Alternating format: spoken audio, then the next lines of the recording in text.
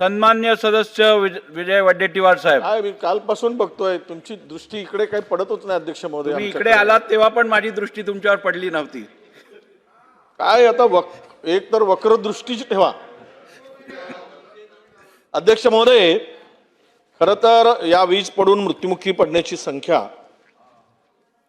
दरवेळेस अवेळी पाऊस, अवकाळी पाऊस यापासून सुरुवात होते. त्या पिरियडमध्ये फार मोठ्या प्रमाणात, आणि खरं आहे की मंत्री महोदयांनी सांगितल्याप्रमाणे यामध्ये मृत्यू पडणारे शेतकरी, शेतमजूर मुख्यत्वे असतात, गरीब माणसं असतात. कारण मोठ्या माणसाचं त्यामध्ये काही वीज पडून मरण्याचा प्रश्नच येत नाही. पण विशेष करून शेतकरीतल्या कुटुंबातील ज्यावेळेस एखादा व्यक्ती जातो त्यावेळेस संपूर्ण कुटुंब उघड्यावर पडतं. म्हणून मला एवढाच प्रश्न आहे की ते 4 लाखाची मदत तुम्ही जे मदत बोललात की 17ला सुरू झालं, 17 पूर्वी सुद्धा ही योजना सुरू होती. जरा आपल्या विभागाकडून माहिती घ्या. त्यावेळेस सुद्धा आपण त्यांना मदत, वीज पडलेल्यांना मदत देत होतो.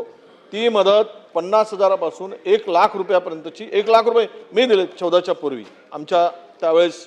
म्हणून तुम्हाला सांगतो, ठीक आहे आपण परिस्थितीनुसार वाढवली, 4 लाख रुपये केली, पण ही मदत अध्यक्ष महोदय वाढवण्याची आवश्यकता आहे. 4 लाख रुपयांनी ते कुटुंबाचं जे काही होत आहे, जरी नैसर्गिक आपत्ती झाली, वाघानं मारलं तर 15 लाख रुपये, 25 लाख. आता वाघ मारल्यावर 25 लाख आणि वीज पडल्यावर 4 लाख, म्हणून ही रक्कम किमान 10 लाख रुपये करावी. नाही असं आहे, तुम्ही दिलं तर आम्हाला आनंद आहे की शेवट तुम्ही शेतकऱ्यांसाठी काम करता, हे मेसेज जाईल आणि तो द्यावा, मजुरांसाठी द्यावा. म्हणून अध्यक्षमध्ये स्पेसिफिक प्रश्न असा आहे की किमान ही 4 लाख रुपयाची मदत आहे ती 10 लाख करावी आणि ते आता घोषणा करावी अशी माझी मंत्री महोदयाकडून हात जोडून विनंती आहे. कराल का? नाही का अध्यक्ष महोदय, वीज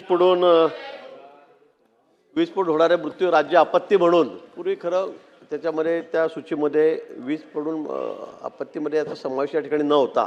म्हणजे राज्य आपत्तीमध्ये व्यवस्थापनामध्ये नव्हता आणि केंद्राच्या याच्यामध्ये नव्हता. म्हणजे पूर्वी मी आपल्याला सांगेल की जवळपास याच्यामध्ये राष्ट्रीय आपत्ती व्यवस्थापनमध्ये चक्रीवादळ, दुष्काळ, भूकंप, आग, पूर, सुनामी, गारपीट, भूस्खलन, हिमस्खलन, ढगफुटी, टोळधाड, थंडीची लाट किंवा शीतलहर याचा समावेश होता. नाही याचा समावेश होता, माहितीसाठी सांगतो. पण नंतर 6 राज्यातर्फे आपण या आपत्ती व्यवस्थापनामध्ये आपण ज्या अधिसूचित केलेल्या आहेत आपत्ती म्हणून, त्यात समुद्राचं उधाण, आकस्मिक आग, अतिवृष्टी, अवकाळी पाऊस, वीज कोसळणे आणि सततचा पाऊस, हे 6 आपण त्याच्यामध्ये त्याचा समावेश या ठिकाणी करून गेला आपत्तींचा.